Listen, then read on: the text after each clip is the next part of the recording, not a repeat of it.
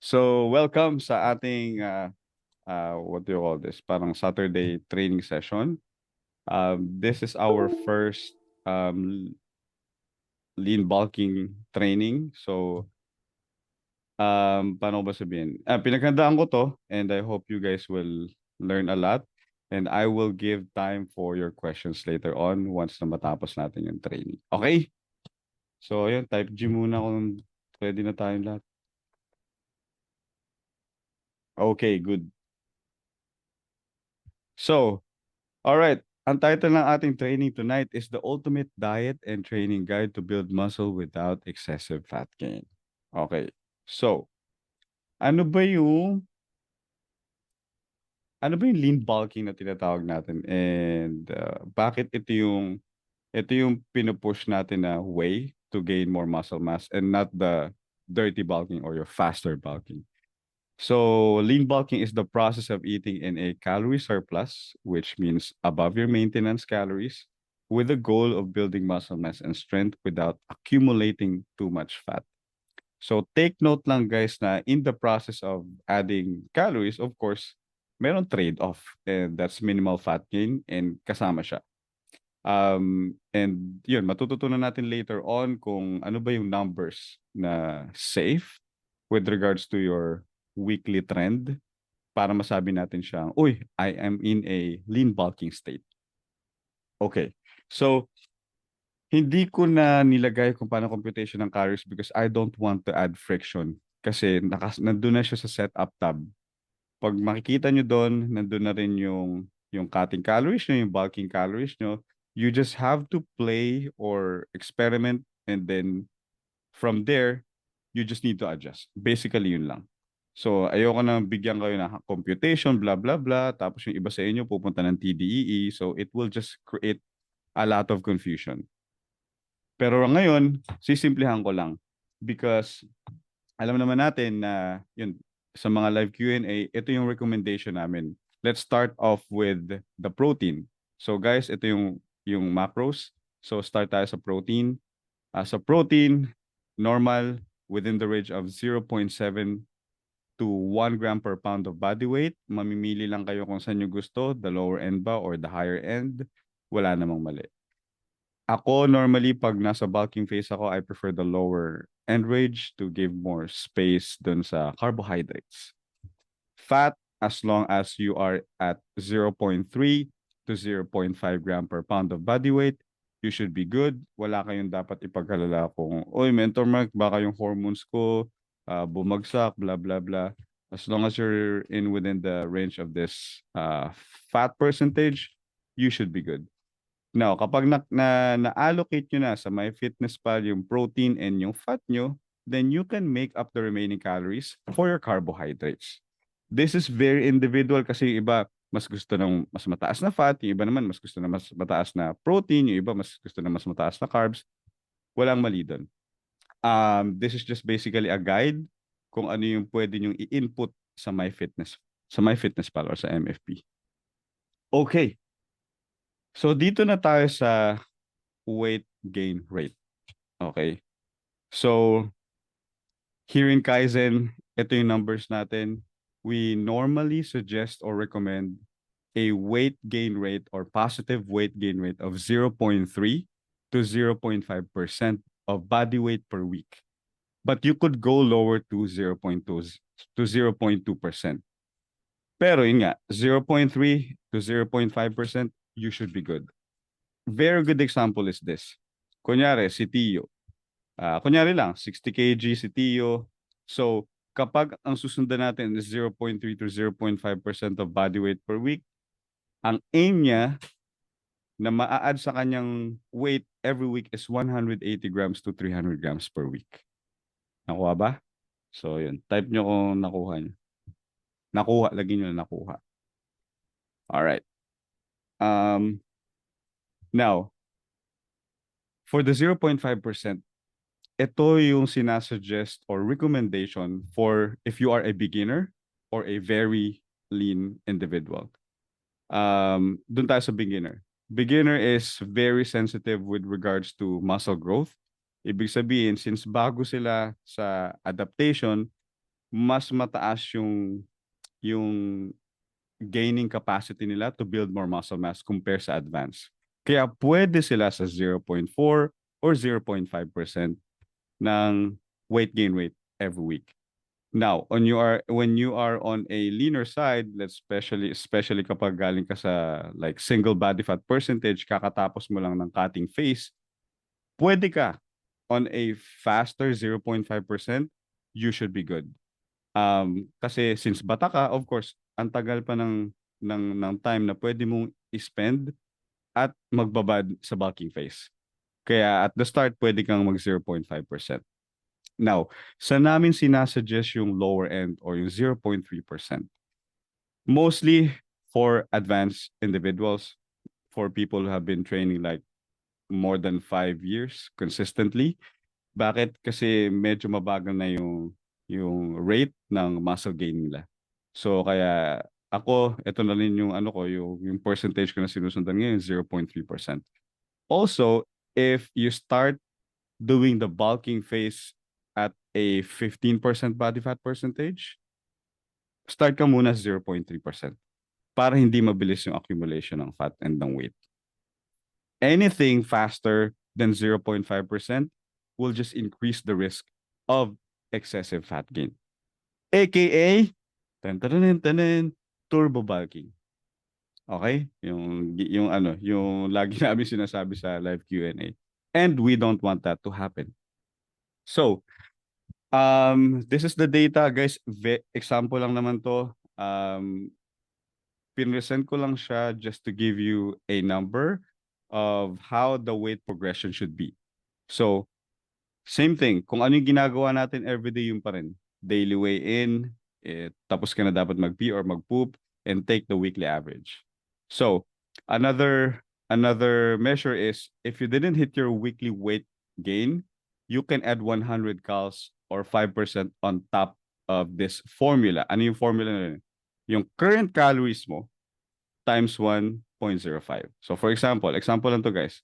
Your target is 300 to 400 grams daily and you only gain 60 grams. So ibig sabihin, kulang.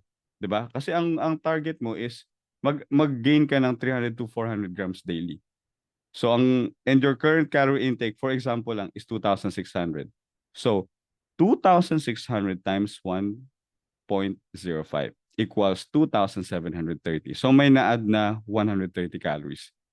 Ayun na yung bago mong surplus na susundan mo para maabot mo yung goal na 300 to 40 grams daily weight gain.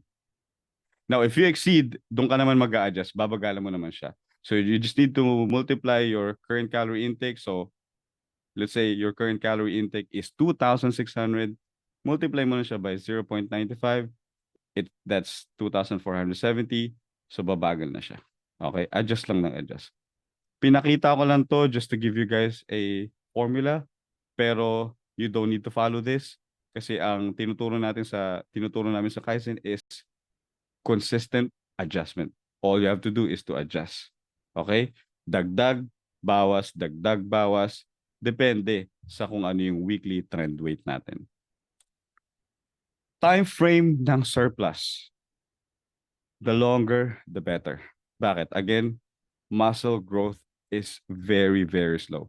Napakabagal ng process ng muscle growth. Mas mabilis pa yung fat gain kaysa sa muscle gain. Okay? Kaya mas maganda, mas mahaba. In fact, what we normally recommend is gaining 3 to 4 times longer than your cutting phase. So for example, 8 months of bulk, then 2 months of cut.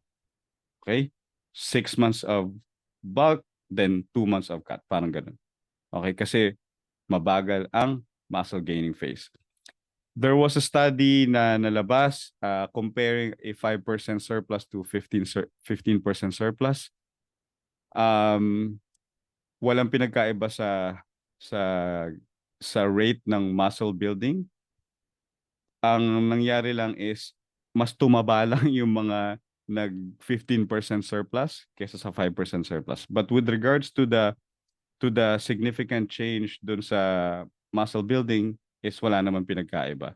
So, doon na tayo sa mas safe. The longer the better. Okay, ano ba yung investment mindset, Bentor Mark? Basically, ito yan. For the people here na nakapag-invest na sa isang kumpanya, let's say for example, cooperative. Alam ko yun eh, parang may sikat na cooperative dito sa amin. Ang gagawin mo lang syempre is ilalagay mo yung pera sa kanila for a certain period of time. Tapos ipipresent sa'yo ng company na yun kung magkano yung interest or tubo. Ano ba magandang word doon? Basta, yung interest or tubo, kapag ganito na siya katagal na nilagay mo sa amin or sa kumpanya, it's also the same. Although, tapos, ang feeling mo dun, di ba, parang kang nawalan. Pero hindi. Nilagay mo lang siya sa isang tabi para mag-gain ka ng investment. Okay? Or ng interest rate. Same thing with bulking. I want you to have this investment mindset. It's okay na alam mo yun, isang tabi ko muna yung abs ko, isang tabi ko muna yung shredded physique ko, isang tabi ko muna yung lean state ko, isang tabi ko muna yung magandang physique ko before the mirror just for the sake of adding more muscle mass. Pero the trade-off, of course, is minimal fat gain. Yun yung investment mindset. So, okay lang na, alam mo yun, na for 8 months, dagdag muna ako ng dagdag ng pagkain, kalimutan ko muna si abs. Pero kasi, ang goal ko nun is to pack more lean muscle mass. So, kalimutan ko muna si abs. So, ganyan yung investment mindset. Kaya may time and may return. So, the longer, the better. So, pag binabad mo yun sa sarili mo sa bulking phase, and hindi ka nagpabaya, okay? Walang nangyaring too much accumulation of fat, mas maganda yung return after you cut. Okay? So, remember that, guys, investment mindset.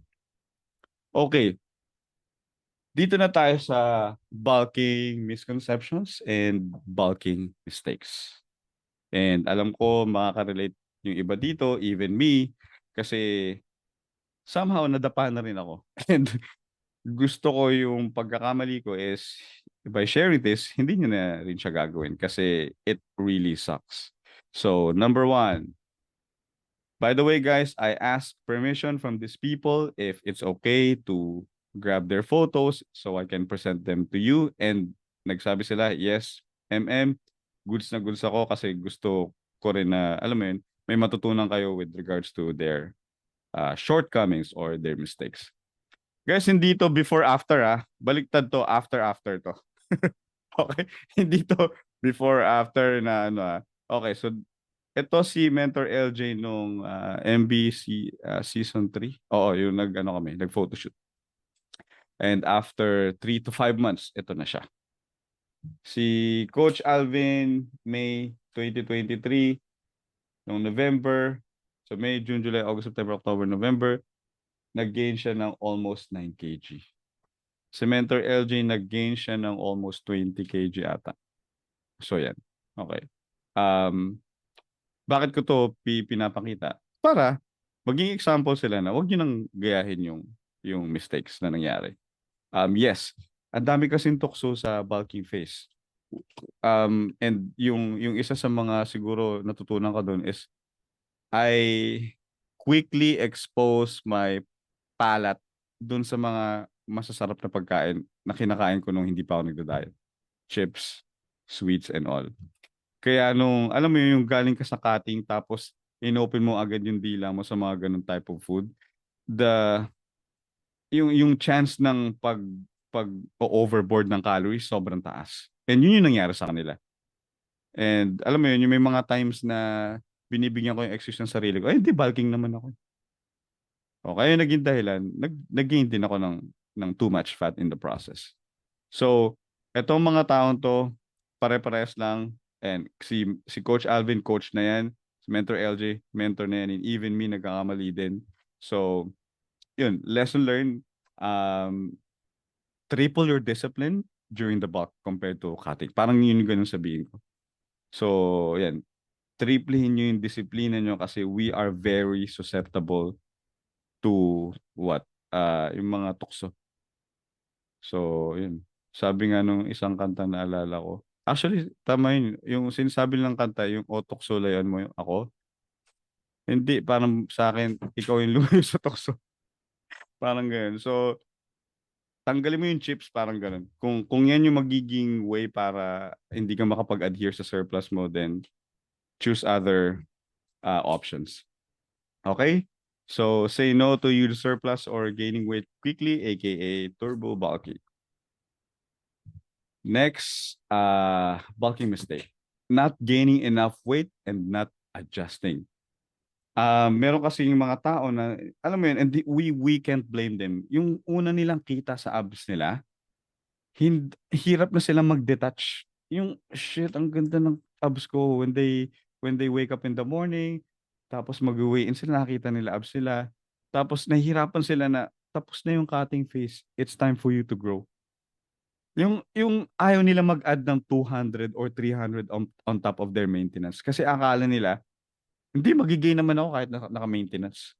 May tinatawag naman na recomposition or building mass while losing fat. Parang ganun. So, here, we don't teach direct recomposition because it's not the best pathway to achieve muscle gain.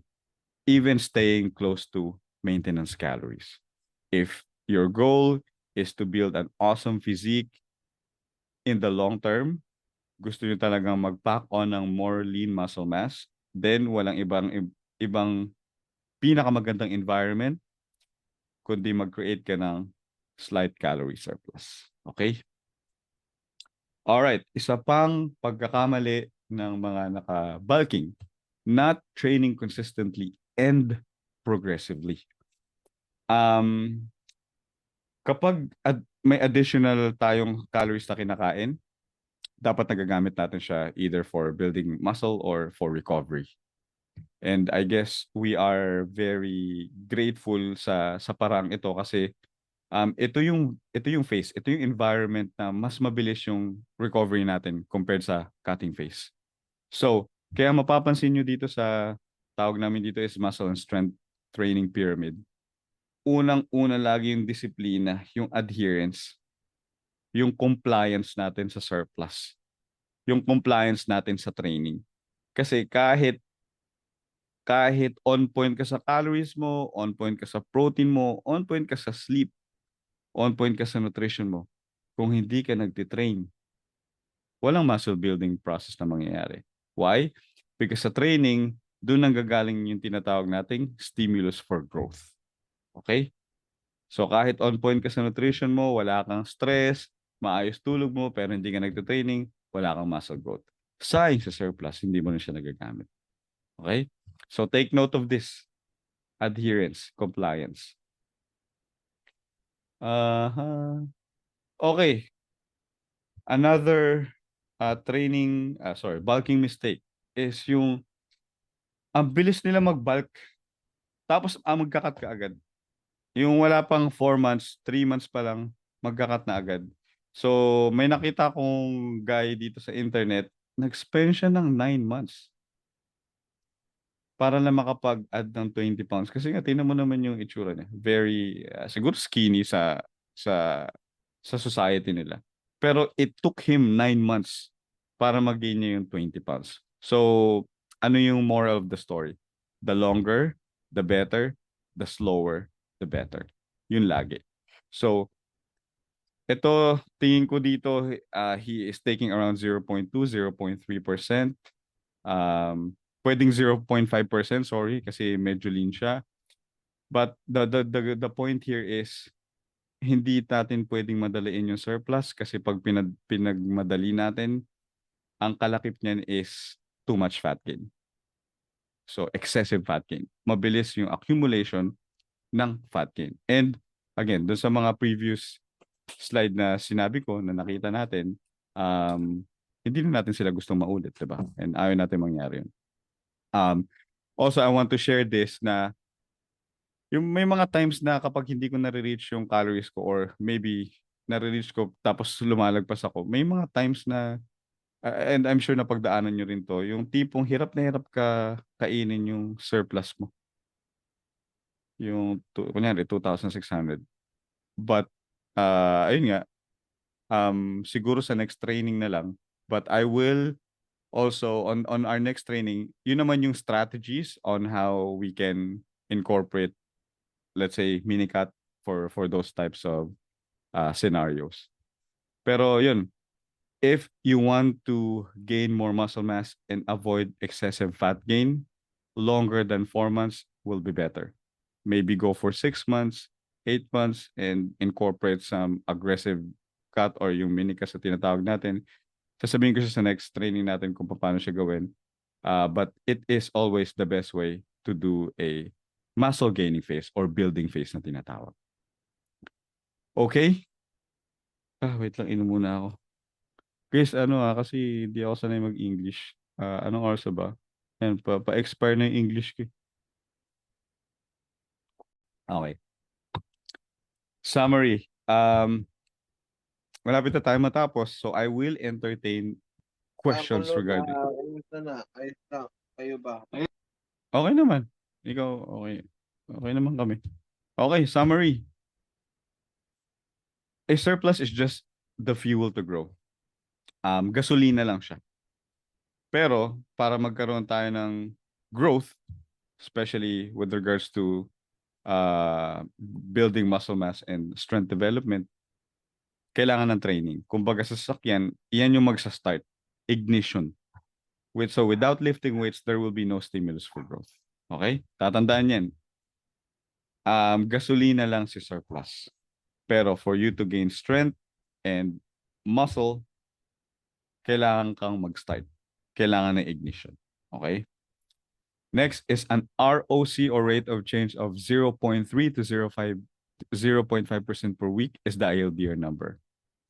Too low and too fast,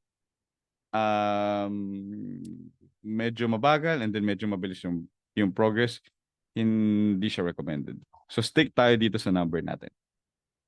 Faster fat accumulation is not the best way to gain muscle. Again, nasabi ko na yung mga recent studies na kapag medyo mataas yung surplus, wala siyang masyadong effect pagdating sa muscle gain or even strength gains. Number 4, have an investment mindset. Ito yung hahayaan ko muna na mag-fade slowly si abs kasi I know na muscle gain takes longer. Pero okay lang sa akin kasi alam ko naman na after 8 months, may makikita akong pagbabago sa physique composition ko. Okay? Yun yung investment mindset. So, okay lang muna na mawala si abs. Kapalit naman nun is more muscle mass. Be patient with the process. Huwag madaliin. You saw the pictures ng mga example ng mga individuals na nagmadali. They went overboard sa kanilang calories. So, yun. They accumulated too much fat. The best environment for muscle and strength is a slight calorie surplus. We don't want a higher calorie end. Beginners and lean individuals may benefit from a higher rate of change. Tulad ng sinabi ko kanina, they are very sensitive to new adaptations, kaya okay sila na mag-start sa 0.5%. Whereas, yung mga experienced individuals na katulad natin and nagpaplano na mag-start ng bulking phase nila with like 15% body fat percentage, mas nagli-lean on tayo doon sa slow rate of change around 0.3%. Okay? And thank you. Yeah. Ayun. Guys, palakpakan nyo naman ako na nairaos ko yung slides. Yay! Okay, questions. Sige, open na kayo ng mic. Ready na ako sa mga tanong niyo.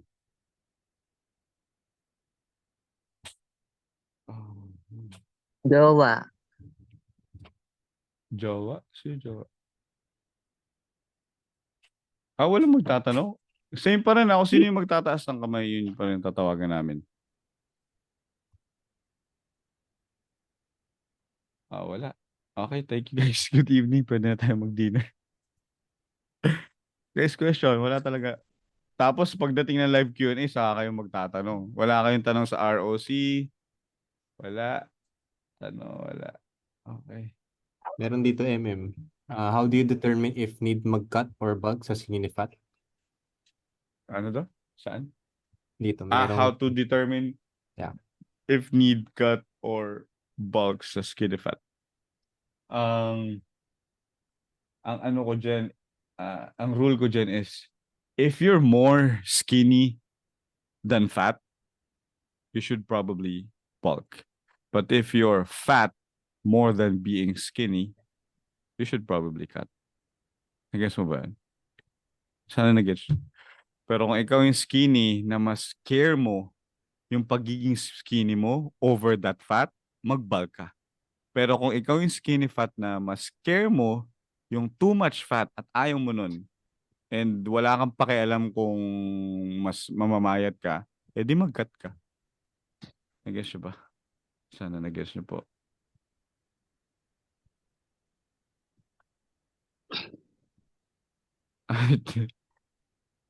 Pwede po ba after 8 months magkasunod na season na cut? What do you mean? Like, pwede po after 8 months? Pwede, guys, pwede kayong mag-open ng mic para alam ko yung context. Si Sir Paul Gabs, sige. Question. Hello. Question ko lang, regarding kasi new beginners din naman ako sa bulking. Dati ko na naririnig yung sinasabi ni ni MB na listen to your body. Ah. Pero itong nag-start ako nitong bulking na mga ilang pang weeks 5 na to. Laging masakit yung nagkakaroon ako ng mga pains. Ano ba yun, sir? Muscle pain, joint pain, Ayun, anong klase?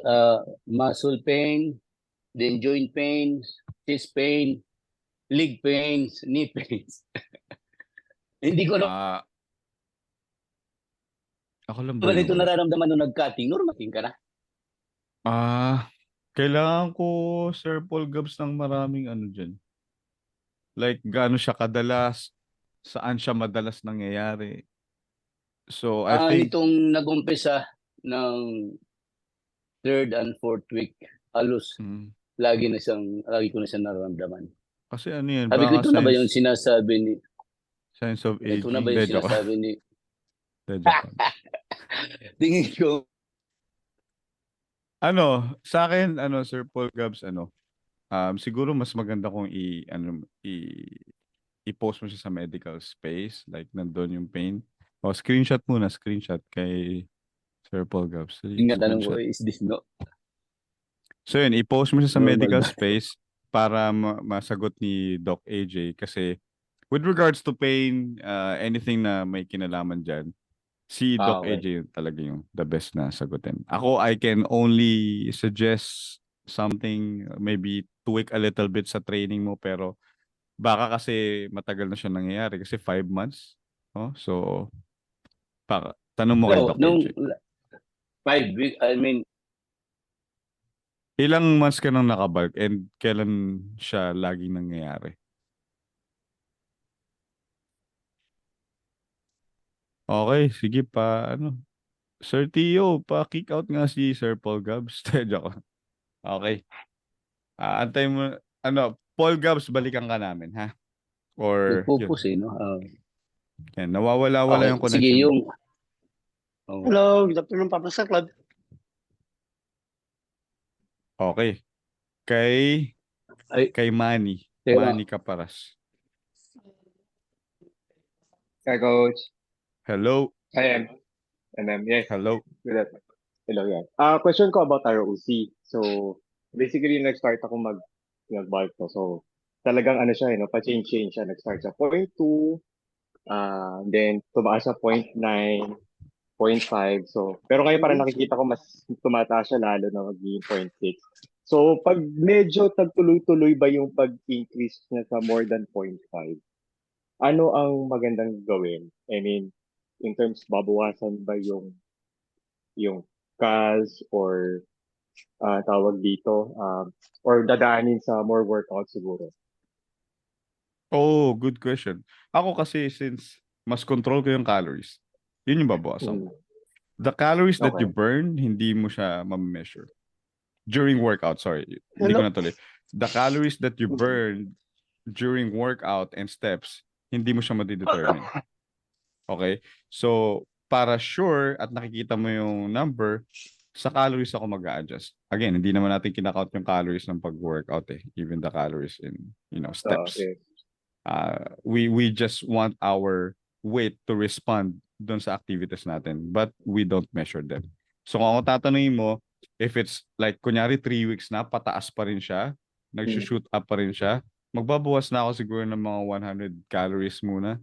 And then, Okay. I will watch every day. Tapos, tinan ko yung Okay. trend. Okay? Okay. Thanks, MM. Yun lang. Welcome. Si Michael. Michael, good evening. Hello, good evening, MM. Ewan ko kung okay lang, MM, kasi nasa cutting ako, di ba? So, pero in preparation lang for my bulking, lean bulking. Gusto ko lang malaman kung totoo ba na yung may iba't ibang fat storage, yung Kasi kanina na-discuss mo yung about sa, magpe-fade talaga, it's normal na magpe-fade yung abs na na-establish mo during cutting mo. Mm. Totoo ba na may iba't ibang fat storage talaga? Kasi ako, bago mag-join ng Kaizen, nag-try ako yun na mag-cut, then pumayat ako, then gusto ko mag-bulk on my own na kung ano lang yung alam ko. Pero pansin ko kasi yung chan ko is ang bilis lumaki. Like, parang yung daddy, talaga, yung mga parang manginginom. So, Okay. di ko alam kung yun ba kasi may, sa family namin, yun yung fat storage. Kaya, Nice. Cutting ka ngayon, Michael, di ba? yes, nagkakat ako Okay. ngayon. Yeah. So, all right. Yung fat distribution ng katawan natin is mainly influenced by genetics. Yung family namin, ang bilbil namin sa gilid. Yung sa side ng mother ko, sa harap, mas malaki. That's why when I am cutting, yun yung pinakahuling natatanggal and minsan nakaka-frustrate. 'Di ba yung pero yun nga, fat distribution is mainly influenced by genetics. However, kapag nag-ano naman ako, nag-cutting naman ako, mabilis naman maunan lumubog yung pisngi. Depende. Again, depende. Minsan yung iba shoulder, minsan yung iba chest. So, yun, hindi talaga natin ma-determine kung wala kasing spot reduction. But to answer your question straightly, influence siya ng genetics. So, wala tayong magagawa doon. What we can only do on our side, which we can control, is by consistently adjusting your calories. Kapag medyo nababagalan ka na sa ROC mo, eventually, you will go to that leaner side. Regardless kung ang genetics nyo is mabilbil sa harap or mabilbil sa gilid or saan man yung bilbil. Okay?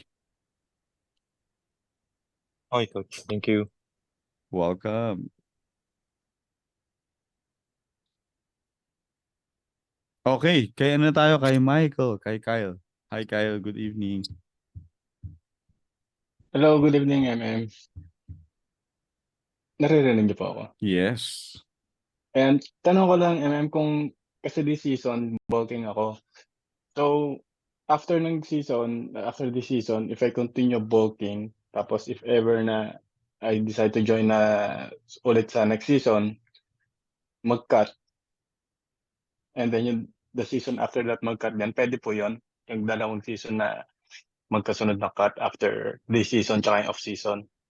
Yeah, wala namang mali doon, Kyle. Hindi ka namin pinagbabawalan if that's your goal. Pero, ang siguro gusto kong tanungin is, bakit magkasunod na, ilang months ka magbabulk? Yung palang, ilang months ka magbabulk? After simula po this season hanggang sa sunod na season, So season 5, season 6. Matagal yun na. Ilang months yun, Tio? 6? 7? Mga ganun. Kung kasama yung maintenance, yeah. So 7 to 8, abot ka nga ng 8. Goods. Tapos after nun, magka-cut ka na. So parang season 7, ganun. po, season 6, 7, parang cutting, ganun. Okay, yeah, go. Goods ako. Pwede po okay. Yun lang po, MM. Yun. Diba? May mga tanong. Mabilis lang. Sir Nino, what's up? Kumusta dyan sa dagat? Eto, okay naman. Ang ano ko lang, ang tanong ko lang is, hindi ko pa rin mahanap yung calorie maintenance ko kahit nasa ano na ako, 2-3, 2-4. So, Ah, dahil siguro ba na mataas din yung protein ko, kaya dahil yung thermic effect of food, ano ba yun? Nakaka, kaya hindi tumataas yung weight ko. very minimal kung thermic effect yung food yung dahilan, hindi siya yung contributor kung bakit hindi mo pa nahanap yung calorie maintenance mo. Pero pupunta ako sa master list so I can check your... So naka-maintenance ka ngayon, Nino. Siguro nasa maintenance pa din kasi nga ayaw tumaas nung ano ko eh. Or ayaw tumaas nung weight ko kahit pa konti-konti. So parang nagpa-fluctuate pa din siya na nasa 64 lang pala. Okay. Pero ganito. Okay, so um you're eating how many calories? 2,300? Mm-mm. 2,300. 65, 90. Sa akin ganito, nakita ko kasi yung ano mo, yung ROC mo from week 3 tapos week 4. Okay. Ganito, what I notice is, and again, I guess na hindi ko alam kung nandun ka, umattend ka dun sa lesson ni MC, pero ito yung pinakamahirap na phase, yung finding the true maintenance, and it takes a lot of practice and experiment para makita mo talaga siya. When I say practice and experiment and be consistent is, for example, ang inalat mong calories is 2-3, right? Kunyari lang naman, dapat as much as possible, 2-3 ka daily para hindi siya maingay. Mas madali mo mahahanap si calories. Sorry, si calorie maintenance. So, pag nag-stay ka 2-3 every day, hindi ka magsa-cycle Hindi ka mag-19, hindi ka mag-18, hindi mo gagawin, hindi ka Okay. mag-15. Kasi pag ginawa mo yun, mahirapan tayong hanapin siya. My challenge for you this week is stay on 2-3. 2-3. Tapos, or siguro next week. Kasi tingnan mo, nung Wednesday, nag-3-3 ka. Nung Monday, nag-1-8. Nung Thursday, Kaya nga nag-2-4. kasi iniisip ko mag-cycling, hindi pala pwede yun. Hindi katulad ng cutting. Nagsa-cycling kasi ako. Yeah, medyo, Nagbabanking ganun, oo. yeah, mahirap. Kasi, ang lala ng fluctuation ng cycling, alam mo yun. Okay siya sa cutting kasi again, tinitingnan natin is alam mo yun, negative ROC trend. Pero dito kasi sa maintenance, pag nag-ingay to, tsaka sa bulking, ang hirap ma-determine, shit, ano ba talaga si true maintenance? Pero for me, stay ka sa 2-3. Tapos, abangan natin 2-3 kung ano yung siguro. magiging, yeah. Kapag na-compare natin for 2 weeks, 2-3 ka, tapos ang ROC lang is 0.2, 0.3, Oo. siguro max is 0.5, yun na talaga yung true maintenance. 2-3 na. Okay? Okay. So, walang kinalaman yung mataas yung grams ng protein ko everyday. Wala. Sa akin, wala. Very minimal. Thermic effect of food, na.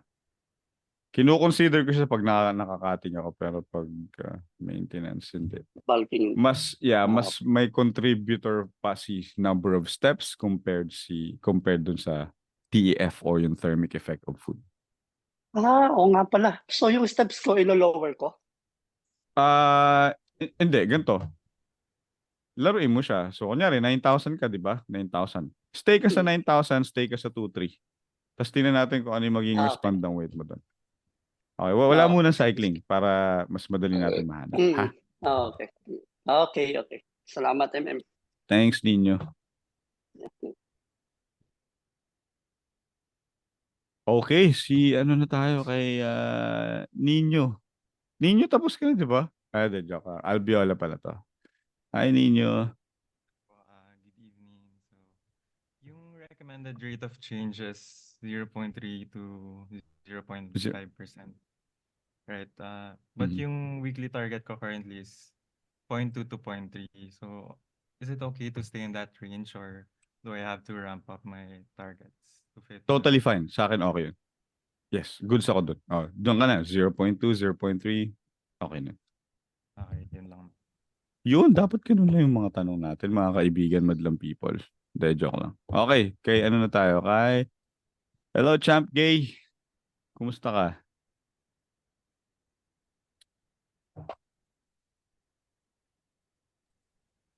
Hello, Hmm. Sorry, nakamute.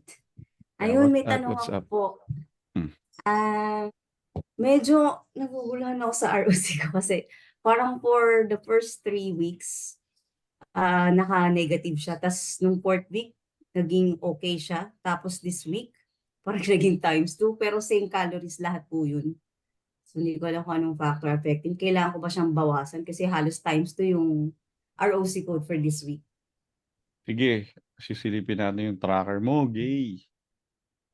So, 19. Okay, lagi ka naka 19, no? For the past, like, 5 weeks, naka 5 19 ka weeks. lang, no? 19 po, Tapos 190. nababawasan ka pa. Opo. Tapos, last week, nadagdagan ka. Tapos, Apo, ng bonggang-bongga. Kaya naguguluhan oo. ako. Sige, ganito. Alright. Week 2, week 3. Hindi naman siya sobrang lala ng cycling. Ay, hindi ka nga nagsa-cycle. Okay, wait. 19.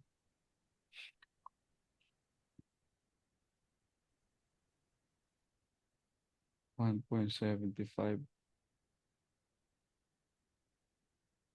Okay. Okay. So, dalawang magkasunod na linggo, okay? You Apo. are at positive 0.7 and positive 1.75%. Ganito, try natin ha. Try lang natin. Ituloy mo tong hindi mo pagsacycle. Very good ka dito. Tapos, yung steps mo, nagbabago ka ng steps. Hindi po, ganun pa rin. Nag-ano ka 6,000. kasi, nung week 3, 9, tama. 6K. Okay. Yung steps mo, okay na yan. Tapos ganito gawin natin. 1950 ka, di ba? Bawas ka muna ng 18 next week. 1.8. Ako Okay? pa. 18. 18 muna. Tapos tingnan Okay natin po. kung ano yung result. Sige pa. Okay po. Thank you po. Thanks, Gay. Okay. Wala na. Paul Gabs. May tanong ko ulit, Sir Paul Gabs. Oo, nawala ako kanina eh. Meron Sige. Sana hindi ka pa. na mawala ngayon. Ano Isang tanong? question. Ha? Okay, tulog na tayo, Sir Paul. Medyo Chubby. nagbabounce sa. Siyempre, bulking tayo eh.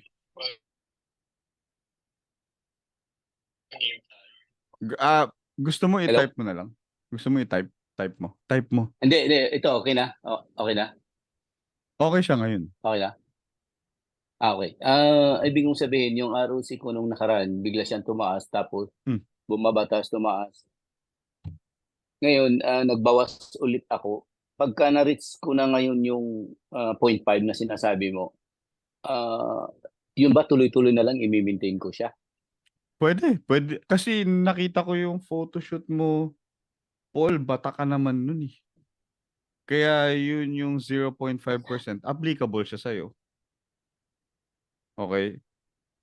There Okay. will be days na pwede ka mag 0.3%. Di mo naman kasi mapipredict yan na 0.5% ako every week, hindi. Pero as long as you're within the range, okay ako doon. 0.3, 0.5%. Stay Pero ka doon. kung titingnan mo ngayon yung ano ko, kasi bigla siyang pumalo na 1.69 na tayo nung last week. Anong last name mo ulit? Paul Gabi. Ito. So, okay, check natin mga kaibigan. Last week, okay, 1.49 na tayo. 0.445, 2, tapos 2-3 ka last week, tapos nag-2 ka ngayon. Actually, okay yung ginawa mo kasi nag-lower down ka ng 100 calories kasi nakita mo na ang taas ng ROC mo. Yun na nga. Yeah. So, Oo, ang taas. okay yun. Yeah, ang gawin mo ngayon, stay ka dito sa 2-2. Okay. Yeah, stay ka sa So, stay 2-2. muna ako dyan. Stay ka sa steps. Stay ka sa 2-2, stay ka sa steps. Huwag ka magsa-calorie cycling para hindi rin maingay. Hindi naman siya bawal, pero I mean, bulking tayo, so I mean, walang sense para mag-cycle, di ba? Kasi nga, we're eating more. So, Okay. yun, stay ka muna. Okay ako dito, 2-2, pabagalin muna natin. 0.45% pasok na pasok. Okay? Okay. Alright, Thank you. nagkaintindihan din. Goods. Ay, Goods na salamat. ako. Thank you very much. Thank you, Idol. Thank you. Thank you, Emil. Thank you, Emil. Thank you. Champ, Yvette, what is up? How are you? Hi, good evening, nice Good to see you evening. again. Nice to see you. Para nagkita lang tayo kagabi. Nakatawa pa lang. Anyway, yung tanong ko, for ladies naman, ano yung pinakamababang ROC na pwede namin i-hit? Kasi ayoko medyo mabilis na game. To be on the safe side. Same. That goes for that number is for general people. So 0.3, 0.5%. Sa'yo, Champ, okay, sige lang. pwede ka kasi tawag doon, beginner ka, you can probably go around 0.5%. Kasi again, bata ka nung last season, so yeah, 0.5% pwede. Pero walang mali. If there are weeks na 0.3% ka lang, totally fine. If you want a higher ROC, maybe add like 100 calories on top para medyo bumilis. Okay? Tapos, last one, for how many weeks ako pwede mag-stay? I mean, how long should I stay on the same caloric limit para malaman ko na tama na yung ROC ko? Di ba nagpa-fluctuate siya? So, let's say nag-stay siya for this week na 0.3, 0.3 next week. Should I stay? Ano yung parang target week na dapat mag-stay lang sa isang limit before adjusting or changing? I would say na take your next step based on how slow and how fast your surplus is. Ganun siya lagi. So, for example, okay ka na sa 0.3. Kasi ganito yan, Champ. Pag dumating yung weeks na, di ba, 0.3, next week 0.3, eventually that 0.3 will go down to 0.2. Nasa same calorie surplus ka pa rin. Kunyari lang, 2-3, surplus mo siya. Once the muscle building process shoots up, babagal siya, like bababa siya mag 0.2. Gusto mo pa ba yun? Doon mo tatanong yung sarili mo, shit, ang bagal. I want a higher ROC. Okay, adjust ulit. Add number, 100 calories. Then, pwede ka mag 0.3 or 0.5. So, wala siyang time frame in a sense na it all depends if nababagalan ka or nabibilisan ka. Ganun siya. So, yun yung sagot ko dun. Kung anong gusto mong number na ROC, dun ka magbe-base ng adjustment. Hanggang kailan? Nasa sa'yo yun. Ano ba yung time frame for the surplus? So, yun. 4 months, 6 months, 8 months. The longer, the better. Balak ko 1 year. Kung 1 year, yeah, start with, and again, within the range na lang. So, yun lang ipapayo ko, within the range. Laruin mo lang 0.3, 0.5% within the range. Just don't go too high, like above 0.5% kasi sure yan, mabilis ang accumulation ng fat. If 1 year, Kapag napapansin mong disturb ka na sa fat kasi medyo mataas na, kasi nga 1 year na yun eh. So may accumulation na talaga yan. You can probably go for minicut. And yung minicut, guys, i-discuss ko siya sa Lean Bulking Series number 2. Okay? Paano natin ma-extend ang ating massing phase or bulking phase by dieting down. Ayos ba yun? So yan, di-discuss ko siya sa next series. Nasagot ko ba yung tanong mo, Champ Yvette? Yes, MM. Thank you. Thank you so much. Mabuhay ka. Alright. Hi, Day. Si Day ang naka-surplus na Hi. naglalakad. Hi, good evening. Hello, everyone. Bali yung question ko po, medyo na-consult pa naman na kay Coach Igo. Pero, ano bang best plan ko? Kasi, medyo napa-turbo nung first 3 weeks natin. So, ang advice sa akin ni, Coach Igo, mag-maintenance na muna ako. Na-achieve ko na yung desired weight gain ko, sana. I mean, anong week pa lang tayo, diba? So, paano, kung mag-maintain ako, hanggang katapusan na? I mean, hanggang week 15 na, ganito? Or paano kaya? Yeah, taking a maintenance calories is valid if alam mo na nagwalwal. Alam mo yung preno muna. Okay yung maintenance calories. And then from there, build your habits. Build your momentum. Kasi maintenance phase is the best way para ayusin mo ulit yung sistema mo. Kasi nga, hindi, tsaka bagong kasal ka pala, di ba? Opo. Hey. So yun. Bakasyon kasi, kaya medyo talaga. Yeah, sa akin, So, okay lang. ayun nga, paano na? Okay yun yung ginawa mong action, nag-maintenance ka muna. Kung ako yun, baka ganun din gawin ko pag nagwalwal ako. So, 3 weeks, preno muna. And then from there,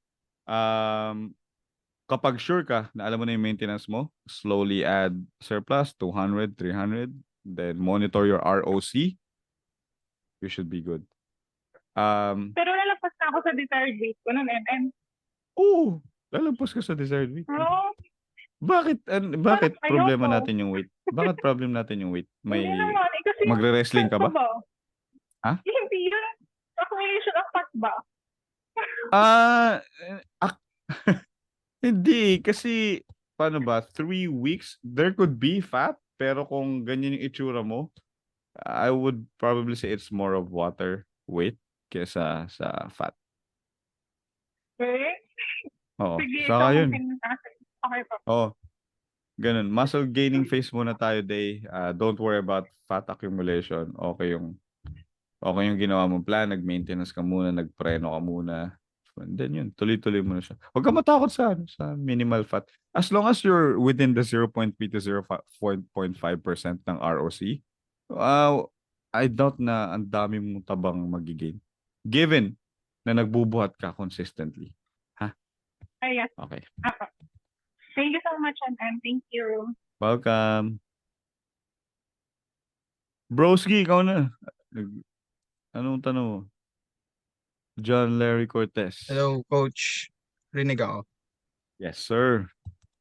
So, in regards sa training volume, how would you know how much training volume per muscle group yung kailangan mo weekly to gain muscle mass or para masabing progressive yung week na yun?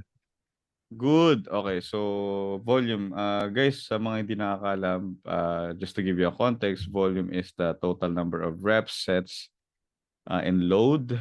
Pag pinagsama-sama mo yung number na yun in a week, yun yung magiging volume mo. That's the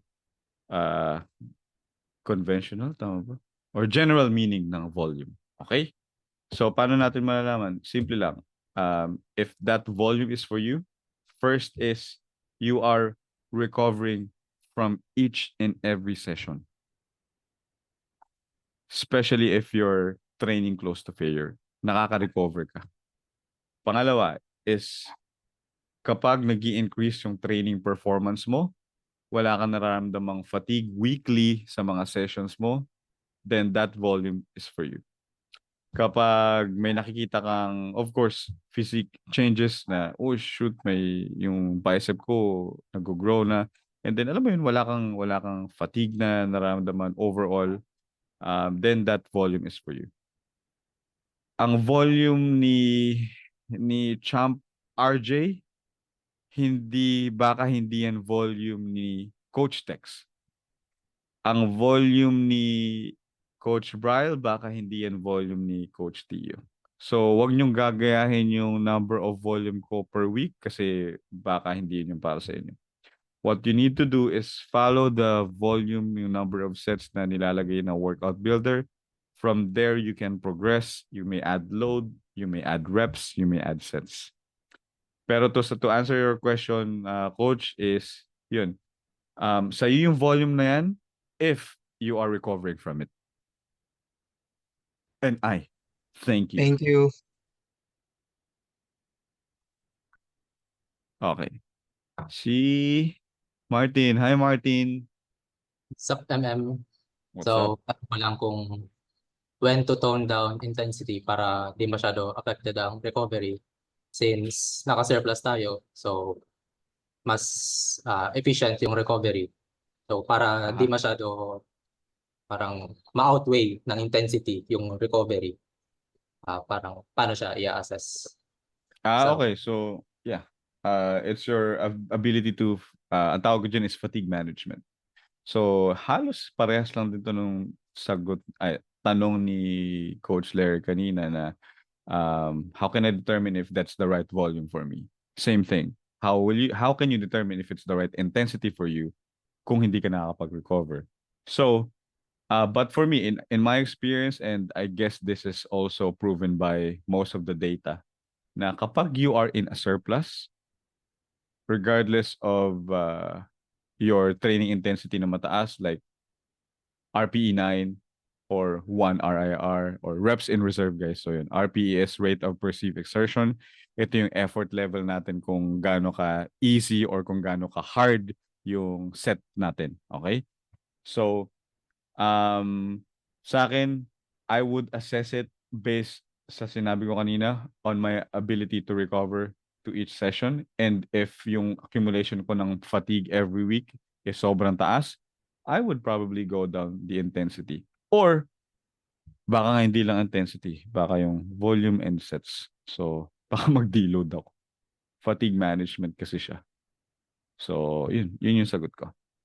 Okay? Nasagot ko ba, Martin? Pag may doubt ka, tanong ka ulit. I'm good. Thanks. All right. Welcome. Gay, nagtask ka ulit? Opo, MM. May follow-up. Sa mga tanong nila kasi yung sa volume intensity sa tinanong nila, sa frequency, dapat po ba magdagdag kung halimbawa kasi nandun ka sa bulking phase? Kung halimbawa na po 4 times ka, may need ba na i-up yung frequency, training frequency Good. para Good ma-maximize yung Muscle bulking growth. o Yeah. muscle groups bulking phase? I wouldn't say na need, but it is an advantage. Surplus is an advantage if you want to add another day for your current frequency. So let's say 4 times a week ka, tapos tingin mo, pag nag-add ka ng isang day, hindi naman masasagasaan yung schedule mo outside fitness. Makakapaglaro ka pa rin with your kids. May enjoy mo pa rin yung buhay mo. The only thing kasi na, alam mo yun, hindi namin ni-recommend yung pag-add ng mga days is we don't want your life outside of fitness to be affected yung, alam mo yun, basta yun na yun, yung recreational stuff mo with your family, blah, blah, blah. Pero, ang mas maganda niyan, kapag nag-add ka ng frequency is mas spread out si volume, mas maikli ngayon yung oras mo per session. Kasi kinalat si number of sets. So, pwede mo siyang i-consider. Ngayon, naka 6 days a week ako. Push-pull legs. Yun. Mabilis na lang, mga around 1 hour and 20 to 30 minutes. Compare dati na 1 hour and 45 to 2 hours na 4 times a week lang. So, kinalat ko lang siya. 8 months, no deload. I'm still recovering from my training. Laging yung last 2 sets ko are trained to failure. Hindi lang close to failure, kundi to failure. Kaya yun. So far, okay naman. Hindi naman tayo fatigue. So, yun. Kayo makakaramdam niyan. Gay, nasagot ko ba? Okay. Thank you so much. Igo, ang pambansang, ano ba? May tanong pa ako isa, Ay, MM. sige nga. Sorry. Sige, Gay. Yung sa rest period, ganun pa rin po ba? Or should we shorten the rest period? Same. Hindi ko na siguro babaguhin yung principle ko with regards to rest period. Attack when you're ready to attack. Wala akong hard rule na, 2 to 3 minutes. Though, few seconds lang. Walang ganun. For me, malaki kasing epekto si rest period, especially if you want your next set to be productive. So para maging productive siya, mas stimulative pa siya by nature, kailangan maayos yung napababa mo na basically yung heart rate mo bago ka umatake ulit sa susunod na set. Thus increasing the stimulus for growth kapag nakapagpahinga ka na maayos. Okay? Okay. And last na lang. Last na talaga yun, ha? Last promise. Last. Okay. Okay, G. Yung sa pyramid nyo po na, ano ba yun, yung parang exercise ba yun? Exercise selection. So kung Strength. halimbawa may Strength gusto training kang- pyramid. Apo, yun po. Yung kung meron ka pong gustong i-enhance na muscle part or muscle area, kailangan ba dagdagan yung exercise for that specific area na gusto mong enhance? You don't need to.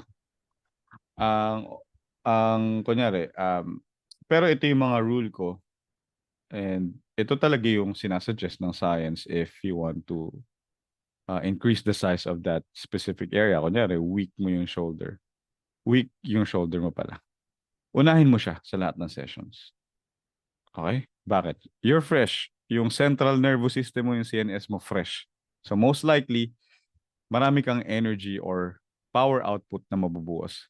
The more force that you can provide for shoulder, the more na mas mataas yung tinatawag naming motor unit recruitment, the more na mas mataas yung stimulus for growth. Kasi fresh ka dun. Fresh pa rin sa shoulder, hindi siya fatigue. So, yun.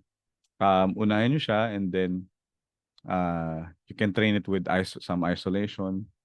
So, yun. Ganun siya. Okay? Thank you po. Welcome. Igo ang pambansang basta yun eh. Anong tanong mo? Ayusin. I have confusion when it comes to ano bang gagawin ko kasi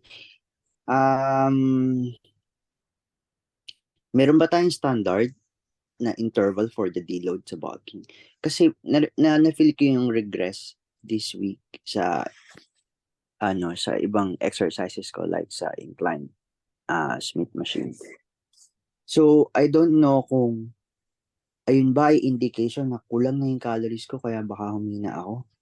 Should I need to top up or mag-add ng additional calories on top? Pero ang worry ko din is yung trend ng ROC ko this week is pumalo na siya ng 4 to 0.5 kasi in previous weeks ko hanggang 0.2, 25 lang. Parang hindi ko alam kung saan nag-dwell ako dun sa decision ko na mag-add pa ba ako ng calories para mas mag-improve ako sa gym progress or should I do deload? Anong exercise to? Igo. Smith machine na na incline na yung Okay. workout. Sige. Actually, tinry ko na baka ginawa ko lang to last time kasi yung last time na ginawa ko siya, panghuling workout ko siya ginawa. So, nung tinry kong unahin yung workout na yun, ganun talaga. Hindi ko rin ma-reach. Sabi ko, hindi ko ma-beat. Nabubisit na ako. Sabi, hindi ko ma-beat. Kulang ba ako? Yeah. Okay, sige. Doon muna tayo sa Smith machine. Smith machine incline press is a compound movement. It hits your front delts, your upper chest, and gumagamit din siya ng triceps. So, una yun. Pangalawa is yung na nag-start akong buhatin yung 40 kg last year pa. Nag-start lang ako mag-increase this Feb. Ego. Ito tumalumpit, 5 kg lang yung nadagdag ko. Pero I'm still happy kasi ang ginagawa ko is yung double progression na tinatawag eh. Yung tipong pag na abot mo na yung rep range na gusto mo, pwede ka na magdagdag ng weight. So yun yung ginawa ko. So yun. Siguro you need to reflect ano ba yung basehan mo ng mabagal? Kasi ako yun nga katulad ko last year pa ako nagpo 40 kg tapos nung February lang ako nakapag 60 kg na incline Smith machine press with the same rep range nung sinubukan ko lang. So yun. So ang ano ko doon, ang point ko doon, uy putik nung February lang nag-take place yung adaptation na tinatawag natin na yun, familiar na ibig sabihin, may muscle growth na nangyari kasi familiar na siya sa number of weight and number of rep range. So I need to add more load. Sa akin pwede pero I won't recommend. Ang gagawin ko Igo is ito yung recommendation ko para may action item ka. Stay ka sa 0.4, 0.5%. Ibig sabihin, nakababad ka muna sa current calorie surplus mo ngayon. Pangalawa, ituloy mo si Smith machine press. Okay? Ituloy mo siya kasi matagal talaga siya. Compound yan eh. Okay? Okay lang yun. Kasi nag-worry ako, syempre. Nag-worry ako na na I am not taking advantage of the extra calories. Kasi syempre, ngayon sa bulking, gym progress talaga yung priority ko kasi pa-muscle. Ngayon, parang this week, parang 2 times niya ako nainis dahil bakit di ko mabit, di ko magawa man lang yung last na workout ko sa Smith. Kaya nga, di ba, yung lagi kong sinasabi and remind sa mga Kaizen students, lagi ko itong pinopost and I'm speaking for myself kasi nafe-feel ko rin yun. Progressive overload takes days, weeks, and months. Hindi siya yung tipong pipilitin mo na, hindi po tragis dapat mabuhat mo yung 60 kg. Kasi hindi siya ganun eh. Hindi mo pwedeng i-force yung adaptation ng progressive overload to happen. Kasi, by nature, mangyayari talaga siya. Kailan? Only time will tell. So, ang suggestion ko is ituloy mo sa Smith machine press. Kasi pag lumipat ka naman sa other type of movement, may experience mo pa rin naman yan. Baka mas madoble yung inis mo. So sa akin, babad ka muna sa Smith machine. Go. Yung principle ng deload, kasi di ba last, nung nag-cut naman, medyo naka-help siya. Nung one step backward. Okay. Nung one step back after nun. Okay. Ito na yung mga, yung mga parang, I don't know, applicable ba siya sa bulking? Yeah. Kasi narinig kita, parang 8 months kang walang deload. So, ay, wala pala siyang deload. Yeah. Parang, ako, si MC, si MB, wala kaming deload ng 8 months. Sige. Okay, sige. Pero, walang masama doon. Yung deload ka, tapos tingnan mo, after 5 days, baka may strength gains. Pero ito, ego. Ito kasi yung mali ng karamihan. Deload only mitigates fatigue. It does not help with muscle growth. So pag aatras ka, paano ka lalakas ulit? I mean, mitigate lang si fatigue. Bababayan, mag-delay the back, feeling refreshed, ganyan, shit, ang lakas ko ulit. Pero wala ka namang muscle growth na walang muscle gain sa deload. Yun yung gusto kong sabihin. Kasi nga, walang baba volume. Mababa yung set, mababa yung reps, mababa load. Walang muscle gain dun. You're not training close to failure kasi mababa intensity. But you can try, ha? Wala naman hard rule dyan. Sige, I'll stick na lang dun sa... Siguro ang gagawin ko, I'll stick muna dun. Try ko ulit na ibit yung yung last workout.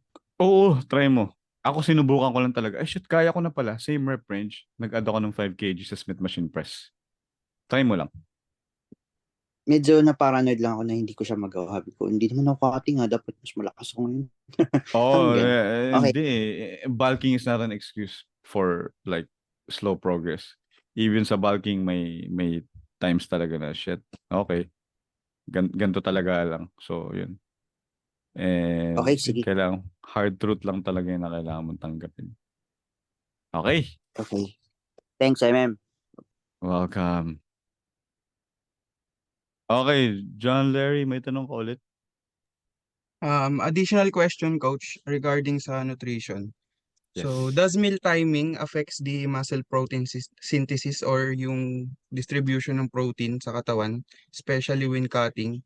For example, kasi sa case ko, may times na late na ako nakakapag-breakfast. So, Oo. around 2 to 3 p.m., ganun. Does it putting my body to a catabolic environment or hindi naman?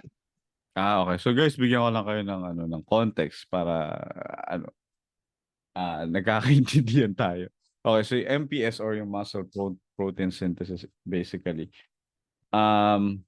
nangyayari siya kapag may muscle breakdown.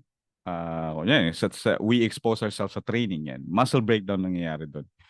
Muscle protein synthesis, on the other hand, happens kapag meron tayong enough or sufficient intake ng protein after the training. Kasi doon nabe-break si muscle fiber. Okay, so ang tanong ni Coach Larry is protein timing enough? Kasi nga, alam mo yun, late na siya nakakapag-breakfast, so baka nagkakaroon na siya ng muscle loss na tinatawag since hindi siya nakakain ng breakfast. Okay. It depends. Kasi ito ang sagot ko dyan. Una, if you are not in a super lean state, like single body fat percentage, maaari or pwede na what do you call that? Makapag-interfere yung hindi ka nakakain, yung fasting sa muscle building process. Kasi you are not feeding your muscle fibers enough protein and carbohydrates for recovery. So possible siya if you are on a leaner state. Yun. Pero if you have like mataas pa yung body fat mo, fasting may be hindi siya yung tipong what do you call that, yung makakapag-impede ng progress mo or ng muscle building.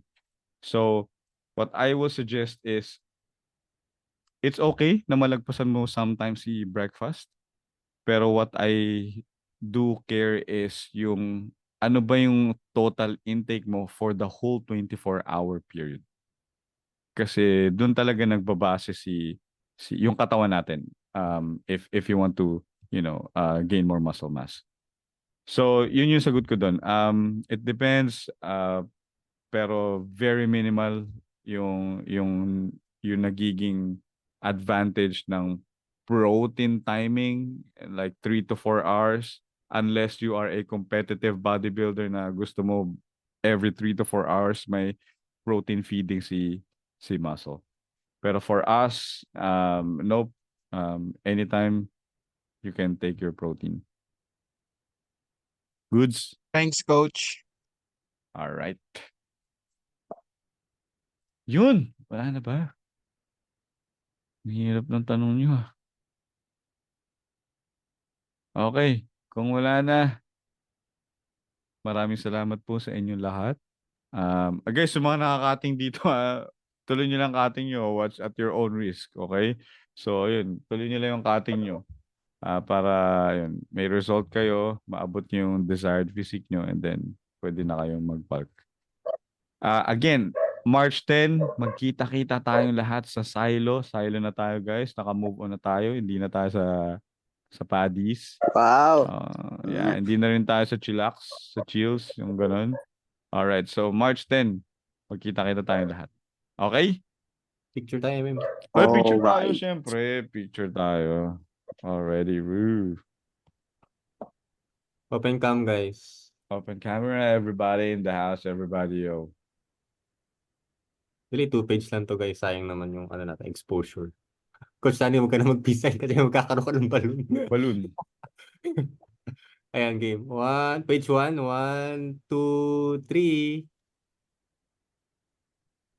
Alright. Wait lang, guys. Next is page 2. Page 2. Wait lang. Sorry. Game yan, game. Ready, 1. Giti ulit, 1, 2, 3. Alright. Alright. Thank you, Tatawa everyone. ako sa posisyon ng champion. Hirap na hirap. May angulo eh, no? Kaya nga eh. Nanalo siya, no?